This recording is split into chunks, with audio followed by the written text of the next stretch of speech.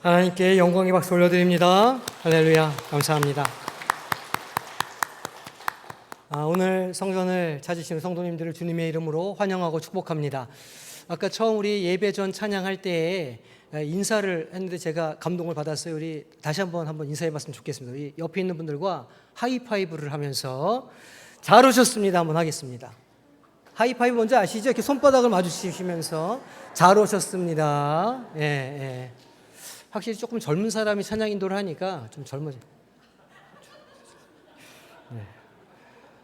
오늘도 하나님께서 주시는 은혜로 영육혼이 새롭게 되시기를 주님의 이름으로 축복합니다. 한 주간의 삶이 어떠셨습니까?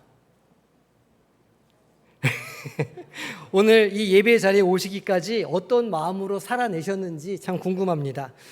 주중에 혹시 그런 경험 안 하셨는지 모르겠어요. 카톡방에 이제 용기를 내 가지고 이렇게 한마디 올렸는데 아무도 대답을 안 해주는 겁니다. 그런 경우 가끔 하시죠? 또 이 방에 올려야 될 말을 저 방에 잘못 올린 거예요. 그래서 급하게 지우려고 하는데 삭제가 안 될 때 막 얼마나 마음이 조급하십니까? 심장이 막 콩닥콩닥 뛰는 거죠. 내가 이거 어떡하지? 잘못 말을 했나? 이거 어떻게 삭제가 안 된다? 분위기가 갑자기 나 때문에 싸해진 거 아닌가? 이제 이런 생각을 막 하는 겁니다. 밤에 잘 때 이불 속에서 화를 내면서 이불을 차죠. 그렇게 하기도 합니다. 또 길에서 마주친 이웃에게 엘리베이터에서 만난 앞집 아저씨한테 반갑게 이렇게 인사를 하는데 그 인사를 받는 척 마는 척 이렇게 하실 때가 있잖아요. 그럼 또 별 생각이 다 듭니다. 내가 뭐 잘못했나? 내가 너무 시끄러웠나 집에서? 뭐 이런저런 생각을 하게 됩니다. 그 짧은 순간의 그런 스침, 어떤 실수들이 하루 종일 우리의 마음을 무겁게 이렇게 붙잡고 짓누를 때가 있습니다. 다른 사람의 눈빛 하나가, 또 말투 하나가, 사소한 행동 하나에 기분과 하루를 몽땅 이렇게 저당 잡혀서 살아갈 때가 참 많다, 이런 생각이 듭니다. 다른 사람들 비위를 맞추고 눈치를 보고 좋은 사람처럼 보이려고 애쓰고 혹시라도 나를 싫어하게 될까 봐 전전긍긍하면서 쓰는 에너지가 생각보다 굉장히 많은 그런 삶을 살아가죠. 이것을 우리가 감정 에너지라 이렇게 부를 수 있을 것 같아요. 그런데 이 감정 에너지, 감정 배터리를 계속해서 소모하기만 하면 어떻게 될까요? 다 방전되는 겁니다. 그리고 번아웃이라고 하는 상태를 우리가 경험하게 되는 거죠. 다 모든 게 귀찮고 싫고 아무것도 하기가 싫고 사람 만나는 것 자체가 두려워지고 마음이 텅 빈 것처럼 공허함을 경험할 수도 있습니다. 우리는 왜 이렇게 피곤하게 사는 것일까요? 왜 이렇게까지 다른 사람들의 좋아요와 인정과 시선을 신경 쓰면서 거기에 매여서 우리가 살아가고 있을까요? 생각해 보면 그 이유는 아주 간단합니다. 마치 이 고장난 충전기에 핸드폰을 꽂아놓고 왜 충전이 안 되느냐고 발을 동동 구르는 것과 마찬가지죠. 정작 내 마음의 배터리를 가득 충전시켜 줄 수 있는 유일한 분과는 소통을 게을리한 채 엉뚱한 곳에 가서 계속해서 나를 좀 인정해 달라고, 나를 좀 봐주라고, 나를 좀 사랑해 달라고 구걸하고 다니는 것이 아니겠는가 생각하게 됩니다. 오늘 본문에서 예수님은 그렇게 다른 사람들 눈치를 보느라 영혼이 방전되어 버린 우리의 등짝을 시원하게 한 대 때리시는 것 같습니다. 이 처음 들으면 아니 예수님께서 어떻게 이런 말씀을 하시지? 좀 서운하게 들으실 수도 있을 것 같아요. 그런데 이 말씀을 곱씹어 보면 우리를 묶고 있던, 우리를 매고 있던 모든 쇠사슬을 끊어내고 참 자유를 주시고자 하시는 예수님의 사랑이 담겨 있다는 것을 우리는 알게 됩니다. 그렇게 힘들게 살지 않아도 돼. 그렇게 다른 사람들 신경 쓰면서 살지 않아도 돼 라고 말씀하시는 것과 같습니다. 꽉 막힌 우리의 마음에 시원한 소통의 길을 열어주시는 이 예수님의 음성을 오늘 함께 귀 기울여 보시기를 바랍니다.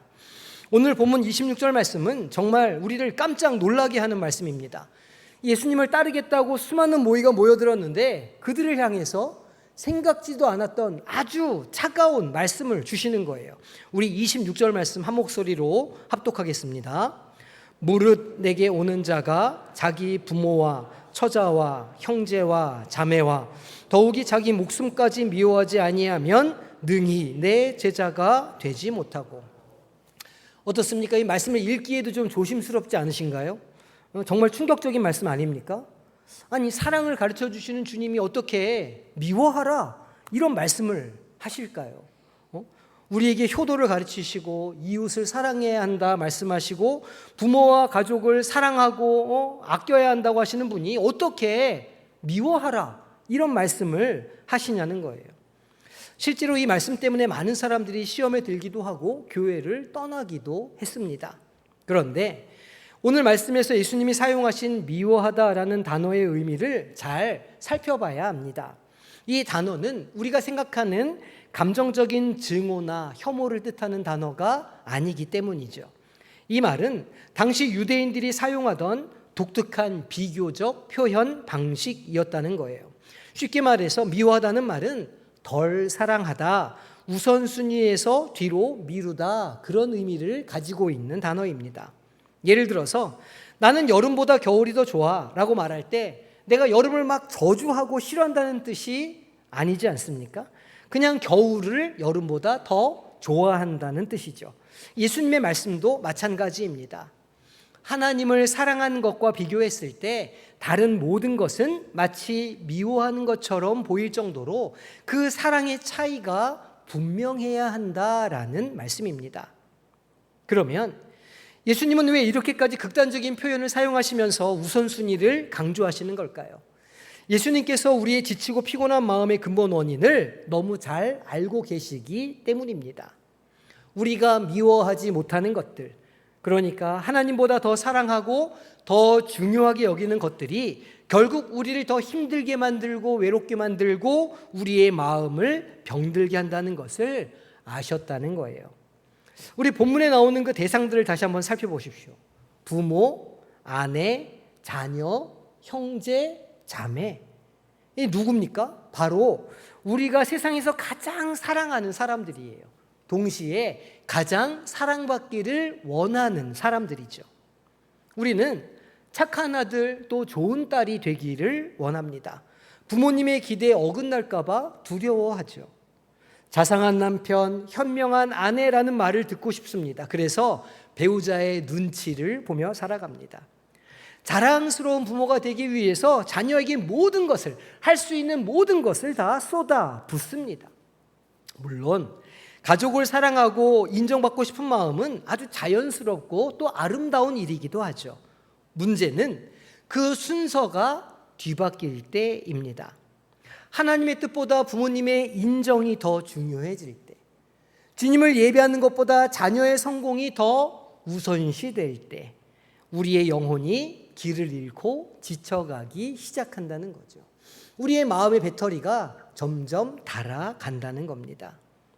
하나님의 음성을 들어야 할 자리에 사람들의 평가와 기대가 가득 차버리게 됩니다.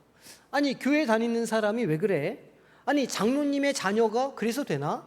아니, 걔 임직자인데 어떻게 그렇게 살 수 있어? 이런 말 한마디가 두려워서 우리의 믿음의 소신을 지키기보다는 다른 이들의 기준에 나를 맞추어서 살아간다는 말입니다. 얼마나 피곤한 삶입니까? 예수님은 바로 이러한 모습을 정확하게 꿰뚫어 보셨던 거예요. 정말 자유롭고 행복하기를 원한다면 그들의 인정으로부터, 그들에게 너희가 매여 있는 그 마음으로부터 벗어나야 한다라는 거죠. 나를 사랑하는 것을 최우선으로 둘 때 너는 비로소 그 모든 관계로부터도 자유로워질 수가 있을 거야 라고 하는 말씀입니다. 이것이 바로 미워하라라는 말씀에 담긴 예수님의 진짜 마음입니다. 이제 우리가 첫 번째 산을 겨우 좀 넘은 것 같습니다. 가족과 나 자신까지도 하나님보다 더 사랑해서는 안 된다는 말씀이죠. 이 말씀이 우리 마음을 한번 이렇게 쿵 하고 울렸다면 바로 다음에 이어지는 27절의 말씀은 우리를 좀 더 놀라게 합니다. 우리 27절 말씀 한 목소리로 합독하겠습니다. 누구든지 자기 십자가를 지고 나를 따르지 않는 자도 능히 내 제자가 되지 못하리라. 아멘. 십자가라는 말을 들으면 어떤 이미지가 떠오르시죠? 우리 교회에도 멋진 LED 십자가가 달려 있지 않습니까? 많은 사람들이 이 아름답게 디자인된 목걸이나 그런 문양들을 떠올리실 수 있을 것 같습니다. 십자가는 오늘날 우리에게 거룩하고 때로는 아름답기도 한 상징이죠. 그래서 많은 장신구에 십자가를 새겨넣기도 합니다. 하지만 예수님의 시대 사람들에게 십자가는 그런 이미지, 그런 단어가 아니었다는 거예요. 그건 입에 담기조차도 끔찍하고 생각만 해도 소름이 돋는 가장 저질스러운 수치와 저주의 상징이었습니다. 당시 십자가형은 가장 악랄한 죄수에게 내려지는 극형이었기 때문이죠. 모든 옷이 다 벗겨진 채로 사람들로부터 온갖 조롱과 침뱉음을 당하면서 가장 고통스럽게 천천히 죽어가는 형벌이었습니다. 십자가를 진다는 것은 나는 이 사회에서 완전히 버림받은 사람이다 라는 뜻입니다. 나는 실패자입니다 라는 뜻이죠. 나는 인간 쓰레기입니다 라는 말입니다. 그 누구도 십자가를 지고 가는 사람과 눈을 마주치려고 하지 않았고 가까이 다가서지도 않았습니다. 완벽하게 고립된 것이 십자가이고 철저하게 외면당하고 지독한 미움을 받는 상징이 바로 십자가였습니다. 그런데 예수님은 우리에게 바로 그 자기 십자가를 지고 따라오라 이렇게 말씀하시는 거예요. 이게 무슨 뜻일까요? 정말로 우리가 무거운 나무를 짊어지고 골고다 그 비아 돌로로사를 걸어 올라가기를 원하시는 걸까요? 아닙니다. 예수님이 말씀하시는 자기 십자가는 바로 세상으로부터 미움받고 거절당할 것을 각오해라 라는 의미입니다. 이것이 바로 오늘 설교 제목인 미움받을 용기의 핵심이죠. 우리 마음 깊은 곳에는요, 누구에게나 거절당하고 싶지 않은 욕망이 있습니다. 내가 좀 사랑받고 싶다. 내가 인정받고 싶다. 내가 저 사람에게 중요한 사람이고 싶다. 내가 뭔가 좀 의미 있는 존재이고 싶다라고 하는 마음이 우리 안에 있다는 거예요. 외톨이가 되고 싶지 않은 마음, 미움받지 않고 싶은 마음이 강력하게 자리 잡고 있습니다. 그래서 우리는 때로 내 생각과 내 모습과 내 본성과 달라도 그냥 입을 다물 때가 많이 있죠. 예를 들어 직장 회의 시간에 누군가가 말도 안 되는 이야기를 꺼내도 거기에 대해서 다른 말을 하지 않습니다. 괜히 말을 꺼냈다가 나만 이상한 사람이 될 것 같다라고 하는 두려움 때문이에요. 동네 친구들이 모여서 누군가를 막 이렇게 험담하고 있을 때 이건 좀 아니지 않나? 이런 말이 목구멍까지 차오르지만 우리 그런 말 하지 맙시다 라고 말하지 않습니다. 왜냐하면 분위기를 망치고 나만 왕따가 될 것 같이 생각되기 때문이죠. 심지어 교회 안에서도 마찬가지입니다. 신앙의 이름으로 행해지는 어떤 일들이 분명히 하나님의 뜻과 달라 보임에도 불구하고 괜히 분란을 일으키는 사람, 믿음이 없는 사람으로 찍힐까 봐 무서워서 침묵할 때가 있지 않으셨습니까?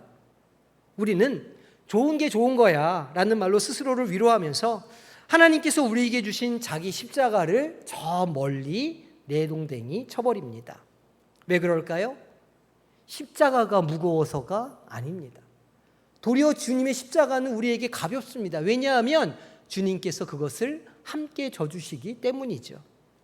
정말 무거운 것은 십자가를 졌을 때 따라오는 사람들의 차가운 시선과 외면입니다. 그것이 너무 두렵기 때문이죠.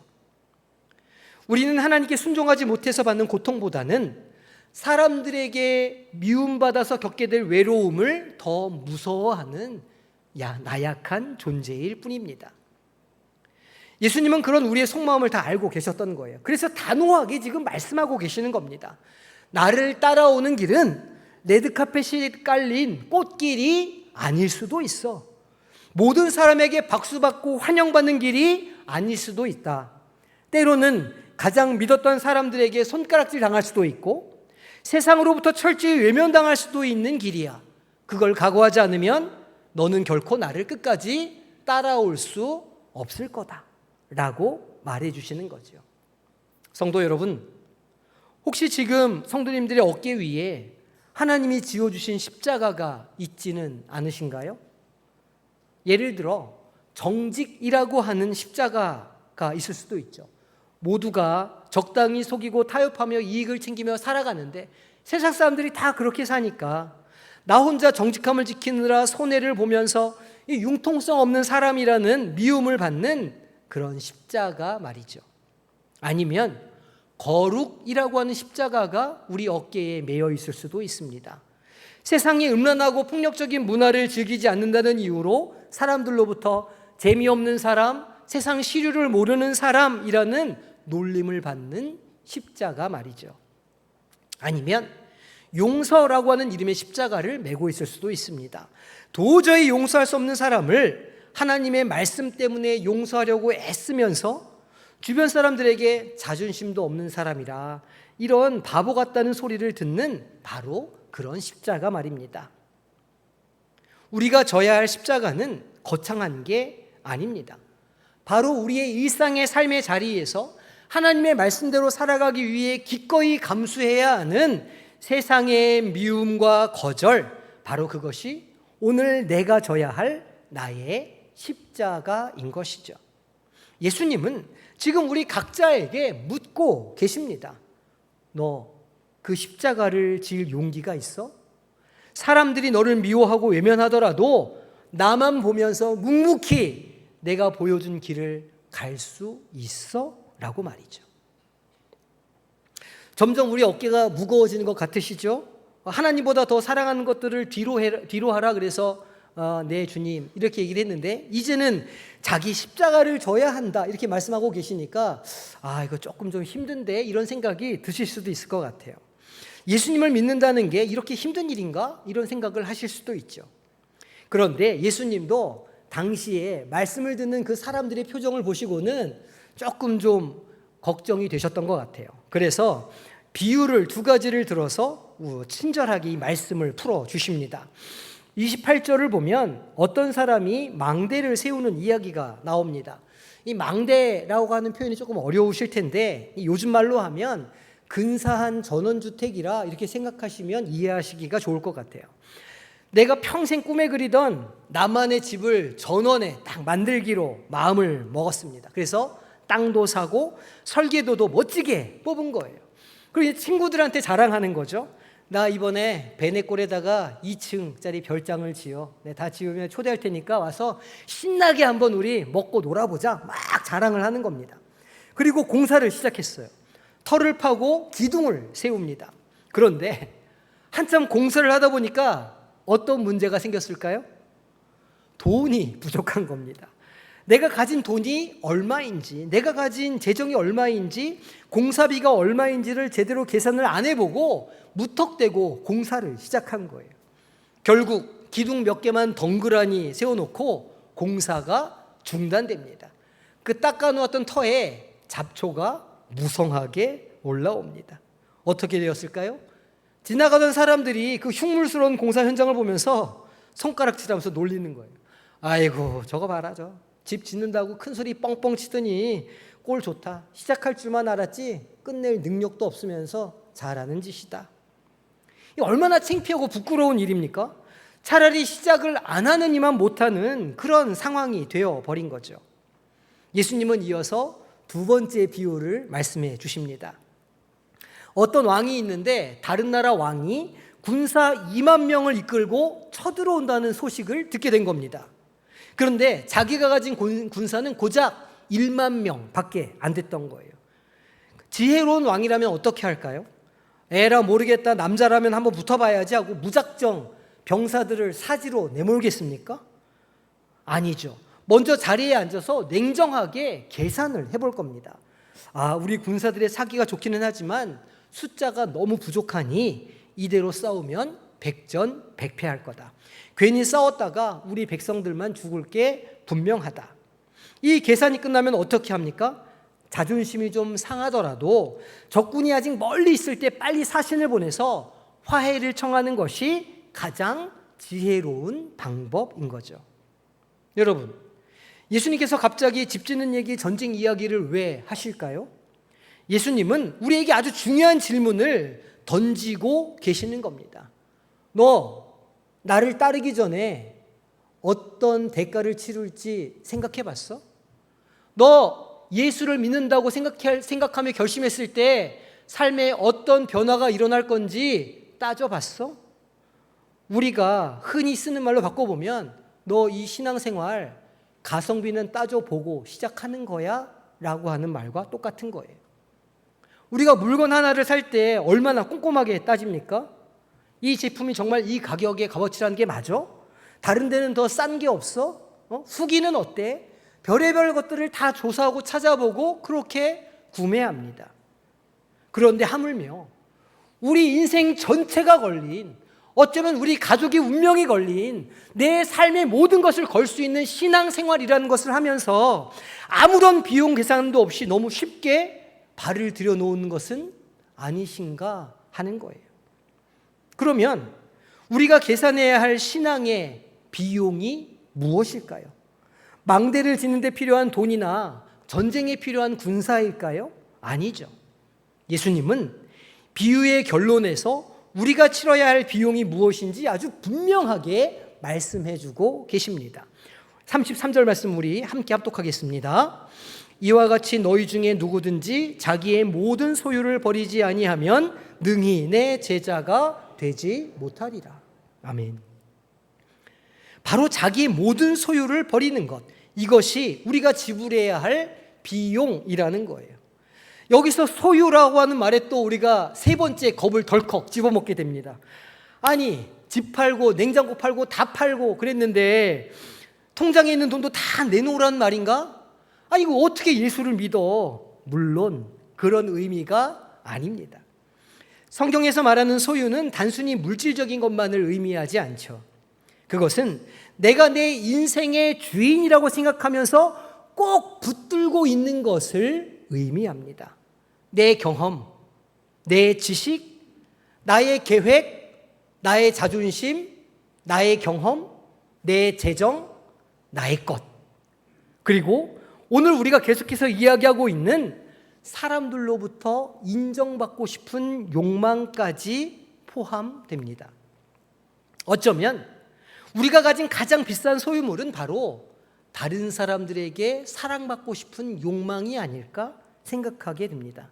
타인의 인정, 좋은 평판을 얻기 위해서 우리는 내 시간을 쓰고 내 감정을 쓰고 때로는 내 양심까지도 팔아넘기기 때문이죠. 그래서 예수님은 그 비용을 계산해 보라고 말씀하시는 거예요. 사람들이 너에게 보내는 박수갈채와 환호를 포기할 수 있어? 사람들에게 받는 그 인정과 환호와 그 욕구를 내려놓을 수 있어?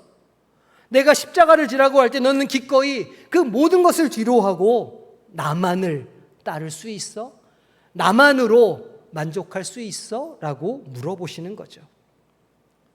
많은 그리스도인들이 신앙 여정 중간에 넘어지고 영적 파산을 합니다. 왜 그럴까요? 이 비용 계산을 제대로 하지 않았기 때문입니다. 처음에 교회에 오면 그저 사랑받고 위로받고 축복만 받는 줄로 알았던 거예요. 그런데 신앙생활을 좀 하다 보니까 손해를 봐야 할 때가 있네. 신앙 때문에. 신앙생활 하다 보니까 나 되게 하기 싫은 일인데 이거 하기 싫은 일을 해야 할 때도 있는 거네. 세상 사람들로부터 오해받고 미움받을 일도 있네. 신앙생활이 결코 쉽지 않구나. 내가 예상했던 것보다 훨씬 더 비싼 청구서가 날아오는 겁니다. 이 예수 믿는 거 내 생각이랑 좀 다른데? 이거 이럴 거면 내가 예수님을 믿을 필요가 없겠는데? 이러면서 믿음의 공사 현장을 떠나가는 겁니다. 예수님은 우리가 그렇게 어설프게 시작했다가 망신당하는 걸 원치 않으시는 거죠. 그래서 미리 우리에게 견적서를 보여주시는 겁니다. 이 길은 분명히 영광스러운 길이지만 결코 값싼 길은 아니야. 내가 가진 가장 소중한 것, 너 자신과 세상으로부터의 인정을 내려놓아야만 완주할 수 있는 길이란다. 이제 선택해 보겠어? 오늘 우리는 예수님이 따라가는 길이 어떤 길인지에 대해서 한번 생각해 보았습니다. 첫 번째 고개를 만나면서 예수님은 가족과 자기 자신보다 나를 더 사랑해야 한다 말씀하시고, 두 번째 고개에서는 세상의 미움을 각오해야 한다고 말씀하시는 거예요. 그리고 세 번째 고개에서는 내가 가진 가장 소중한 것, 사람들의 인정과 사랑까지도 버릴 각오를 해야 한다 말씀하시는 겁니다. 이걸 보고 사자성어로 뭐라고 할까요? 점입가경이라고 합니다. 이야기를 여기까지 듣고 나니까 마음이 어떠십니까? 이거 나 다시 좀 생각해 봐야 되겠는데, 이거 신앙생활 내가 이렇게 시작하면 안 되겠는데, 이런 생각이 드실 수도 있어요. 왜냐하면 예수님께서 우리에게 요구하시는 비용이 너무 비싸게 느껴져서 이 믿음의 계약서에 도저히 사인을 할 수가 없을 것 같은 기분이 드실 수도 있습니다. 그런데 만약 그런 마음이 지금 드신다면 설교를 정말 정직하게 잘 들으신 겁니다. 그런데 이 이야기는 여기서 끝나지 않습니다. 만약 예수님이 우리에게 이렇게 엄청난 비용만 요구하시고 아무것도 주시지 않았다면 주님은 좋은 선생일지는 모르지만 우리의 구원자는 되실 수 없었을 것이기 때문이에요. 예수님은 우리가 그 어떤 대가도 치를 수 없는 연약한 존재라는 사실을 이미 알고 계시죠. 그래서 이 모든 요구를 하신 후에 예수님 자신이 그 모든 비용을 대신 지불해 주셨습니다. 바로 십자가 위에서 말이죠. 우리가 미워해야 했던 세상의 모든 것들을 대신 미워하시고 우리가 져야 했던 가장 무거운 십자가를 대신 지셨으며 우리가 버려야 했던 자기 목숨을 친히 버리시가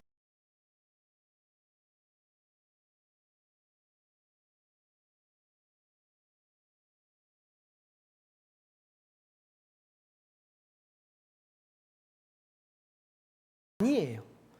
바로 우리에게 이 세상 그 무엇과도 비교할 수 없는 가장 귀한 선물을 주시기 위함인 거예요. 우리가 받은 선물이 있다는 겁니다. 그것이 무엇일까요? 바로 하나님의 자녀가 되는 권세입니다. 그러니까 나는 이미 사랑받고 있고 온전히 인정받는 존재라고 하는 흔들리지 않는 믿음의 확신이죠. 유명한 심리학자인 알프레드 아들러가 이런 우리의 문제가 아닌 거예요.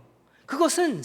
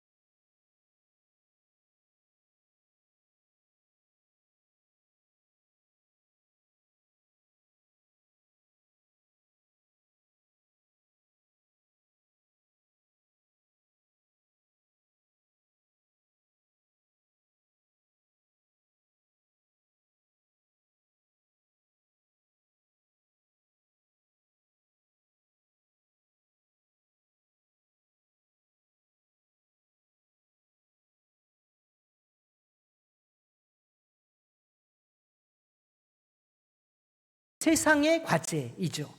사람들이 나를 향해 손가락질하면서 너는 실패자야, 너는 왜 그것밖에 못해, 너는 사랑받을 자격이 없어라고 말하는 거, 그건 그 사람들의 과제이지 더 이상 내 문제가 아니라는 겁니다. 그럼 우리의 문제는 무엇인가요?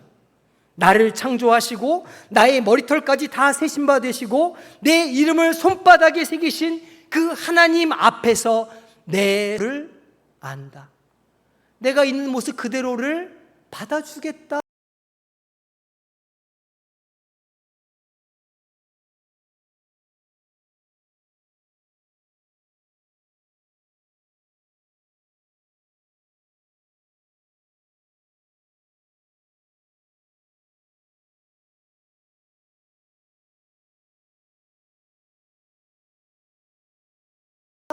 말씀하시는 거예요.